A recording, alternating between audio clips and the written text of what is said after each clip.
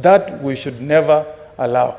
And I hope the chair, whom I have commended many times, has made an appropriate amendment to ensure that that mandate remains a mandate of the two houses. Anything short of that, Mr. Speaker, will be unconstitutional. And you know, the Supreme Court has made so many pronouncements, especially in Advisory Opinion 2 of 2013. It says it is actually us as a house, through our Speaker, that can give away our legislative mandate.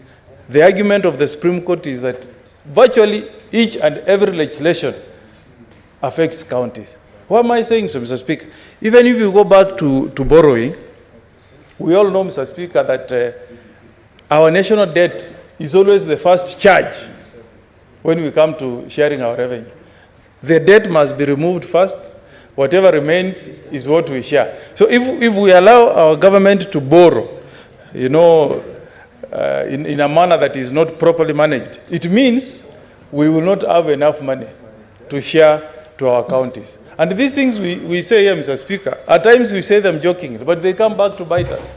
Just on Thursday, if you recall, on this floor, I did mention that our governors should take issues of health facilities seriously. I said it on Thursday. Mr. Speaker, yesterday, my 3 MCAs who were traveling from Nyamira to attend a meeting in Nairobi got involved in a road accident just before Maimayu, Mr. Speaker. And one of the MCAs, our majority leader, waited for over 1 hour to get help. And the ambulance that was called took more than 2 hours, Mr. Speaker. More than 2 hours. We lost him. We lost him, Mr. Speaker.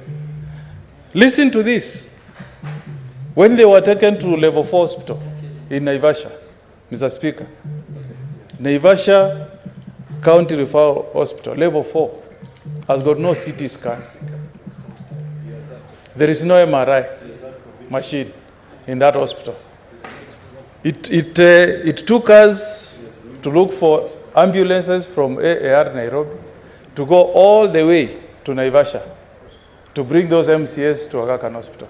So, Mr. Speaker, anytime we discuss issues that affect money that will be available to counties, we should always proceed with caution, Mr. Speaker. That's why I always say, Mr. Speaker, any legislation that we are passing today, warn yourself that these consequences could be at your doorstep tomorrow. You never know. Because what I learned yesterday is that from Narok all the way to Nairobi, there is no any government facility along that way, or along the entire stretch of Narok to Nairobi that can save somebody involved in a serious road accident. And that's why we always keep arguing that if we get an opportunity to share money to counties, let us give counties enough money that can assist them in giving the important devolved functions to the people. So going back, Mr. Speaker, to the proposed shift, to the proposed shift that we have now created under this bill, which is to base our borrowing on GDP growth. I still maintain that we are moving too fast. We are copying the West. We are picking best practices from the West. Yet our economy, when you are talking about our economy, you know, let's not pick abstract theories from the West and impose it on us before we do careful examination. Mr. Speaker, if you read about debt, international debt, the US has one of the, I think, the largest debt portfolio in the world. But look at the economy. The economy of California alone is more than the economy of the African continent. So when you base their borrowing on GDP, you cannot go wrong. But now look at, you know, a country like Kenya. If we are not careful, especially if you get a government that has a very high appetite for borrowing. I have no doubt, Mr. Speaker, that some of the functions that are devolved, including healthcare, water, would suffer because it will be very, very hard to give adequate resources to the counties. Mr. Speaker, imagine, and I'm not laying any blame to the previous government. Mr. Speaker, imagine if we did not have the kind of data that we had. We would not have had quarrels on this idea of how much money we should give to counties. If our debt portfolio was down, counties would have gotten more than 407 billion. But now we are fighting because, Mr. Speaker, a huge chunk of the revenue that we collect as a country goes to servicing debt. That's the reality, Mr. Speaker. If that debt portfolio was properly managed by the previous regimes, we'll be having more than enough money to send to our counties.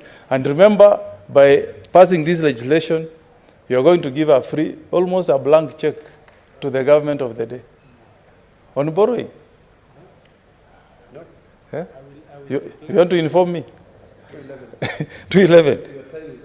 No, my time is not up. My time is still there. So the point I'm making is that anybody, even if it's me, who is president, maybe that time will come.